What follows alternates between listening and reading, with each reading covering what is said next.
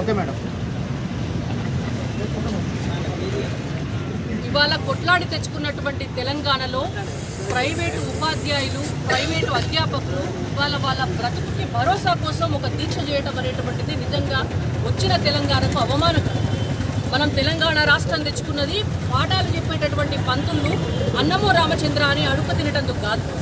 ఇవాళ తెచ్చుకున్నటువంటి తెలంగాణలో ప్రతి ఒక్క అంశంలో కూడా ఏది ముఖ్యమో ఏది ముఖ్యం కాదు, దేన్ని ఏ సమస్యను ఎట్లా పరిష్కరించాలి అనేటువంటి కనీస జ్ఞానము, కనీస అవగాహన లేని ముఖ్యమంత్రి గారు ప్రభుత్వం ఉన్న నేపథ్యంలో ఇవాళ మనము పాఠాలు చెప్పేటటువంటి పంతులను చెప్పులమ్ముకుంటున్నా చూసుకుంటాం.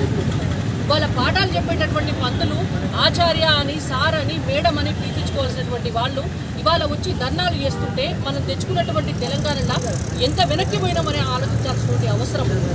కాబట్టి ఇవాళ వాళ్ళందరి పక్షాన కరోనా కాలంలో పాఠశాలలు, కళాశాలలు మూసివేయబడ్డ నేపథ్యంలో ఇవాళ వాళ్ళందరికీ కూడా ఉపాధి కోల్పోయిన తరుణంలో యాజమాన్యాలు కూడా 100 మంది ఉన్న చోట కేవలం 10 మంది చేతనే పాఠాలు చెప్పిస్తున్నటువంటి క్రమంలో ఉద్యోగాలు కోల్పోయిన వాళ్ళందరికీ కూడా ప్రభుత్వం నుంచి ఒక భరోసా కావాలి. ప్రభుత్వంలో శాఖలలో ఉన్నటువంటి ఖాళీలన్నింటినీ కూడా ఫస్ట్ ఫేజ్లో భర్తీ చేయాలి. డిఎస్సి నోటిఫికేషన్లు ఇవ్వాలి. లెక్చరర్లు అలాగే కాంట్రాక్ట్ అవుట్సోర్సింగ్ సిస్టమ్ తీసేసి మొత్తం రెగ్యులరైజ్ చేసి వాళ్ళందరికీ కూడా ఉద్యోగ ఉపాధి అవకాశాలు కల్పిస్తే దాదాపు ఒక 20-30% ఉన్నటువంటి ఉపాధ్యాయులకు, అధ్యాపకులకు ఫస్ట్ ఉపాధి దొరుకుతుంది. ఆ తర్వాత ఈ ప్రైవేటు యాజమాన్యాలు కూడా ఎవరెవరు ఎంతమందిని తొలగించిండ్రు, ఎట్లా తొలగించిండ్రు, ఎందుకు తొలగిస్తున్నారు, ఇవాళ విద్యార్థుల తల్లిదండ్రుల దగ్గర ఫీజులు తీసుకుంటున్నటువంటి యాజమాన్యాలు మరి వాళ్ళ దగ్గర పనిచేస్తున్నటువంటి టీచర్లు, అధ్యాపకుల దగ్గర ఎందుకు వాళ్ళను ఉపాధి నుంచి తొలగిస్తున్నారో ఒక ఎంక్వైరీ చేయాలి. ఇవాళ విద్యాశాఖ మంత్రికి నేను అదే డిమాండ్ చేస్తున్నాను. మీరు ముందుగా ఖాళీలు ఉన్నటువంటి విద్యాశాఖలో ఖాళీ ఉన్న ప్రతి పోస్టును భర్తీ చేయండి. రెండవది, ప్రైవేటు యాజమాన్యాలకు అందరికీ కూడా ఒక నోటీస్ జారీ చేయండి. వాళ్ళ సంస్థల్లో పనిచేస్తున్నటువంటి టీచర్లను, లెక్చరర్లను ఏ బేసిస్లో తొలగించారో సమాధానం చెప్పండి. ఉపాధి కోల్పోయినటువంటి వాళ్ళందరికీ కూడా ప్రభుత్వం కనీసం నెలకు ఒక 10,000 రూపాయలు వాళ్ళ ఉపాధి కోసం, వాళ్ళ జీవన వృత్తి కోసం ఇవ్వాలి. అలాగే ఆత్మహత్య చేసుకున్నటువంటి చాలామంది టీచర్లు, లెక్చరర్లందరికీ కూడా ఆత్మహత్య చేసుకున్న వాళ్ళందరికీ కూడా ప్రభుత్వం 10 లక్షల రూపాయల ఎక్స్గ్రేషియాను వాళ్ళ కుటుంబానికి, కేవలం వాళ్ళ జీవితానికి భరోసా కోసం ఇవ్వాలని చెప్పేసి నేను డిమాండ్ చేస్తున్నాను. అదేవిధంగా యాజమాన్యాలను కూడా నేను డిమాండ్ చేస్తున్నాను. మీరు కేజీ టు పీజీ విద్యా సంస్థలుగా ఏర్పడి మీ హక్కుల కోసం కొట్లాడినాడు. మీ అందరి పక్షాన మేము నిలబడ్డాం. మీకు రావాల్సినటువంటి ఫీజు రియంబర్స్మెంట్ బకాయిలు ప్రభుత్వం ఇవ్వాలని చెప్పి మేము అడిగినాం. మీ మీద విజిలెన్స్ దాడులు జరిగితే అది అన్యాయమని మా వంతుగా మీకు భరోసానిచ్చి మీ వెంబడి మేము నిలబడ్డాం.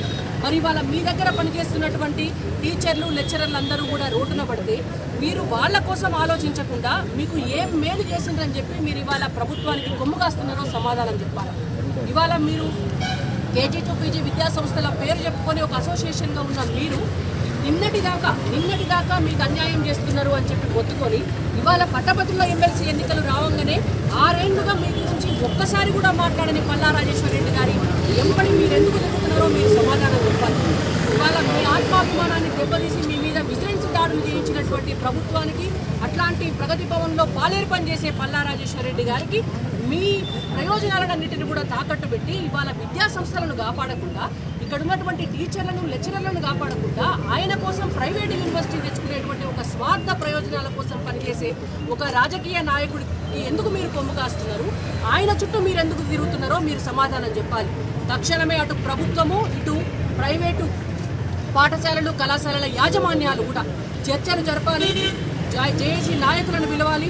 ప్రైవేటు టీచర్లకు, అలాగే కళాశాలలో పనిచేస్తున్నటువంటి అధ్యాపకులకు, కాంట్రాక్టు, అవుట్సోర్సింగ్, గెస్ట్ లెక్చరర్లకు కూడా అందరికీ కూడా ఉపాధి కల్పించాలి. తిరిగి వాళ్ళను విధుల్లోకి తీసుకుంటే ఏ బేసిస్లో తీసుకుంటారు, ఇన్నాళ్ళు వాళ్లకు కనీసం పర్సంటేజ్ వైజ్గానైనా వాళ్లకు జీతభత్యాలు చెల్లిస్తారా, లేదంటే ప్రభుత్వం చేత ఇప్పిస్తారా, మీరందరూ కూడా చర్చించి నిర్ణయం తీసుకోవాలని యువ తెలంగాణ పార్టీగా ఇవాళ నేను డిమాండ్ చేస్తున్నాను.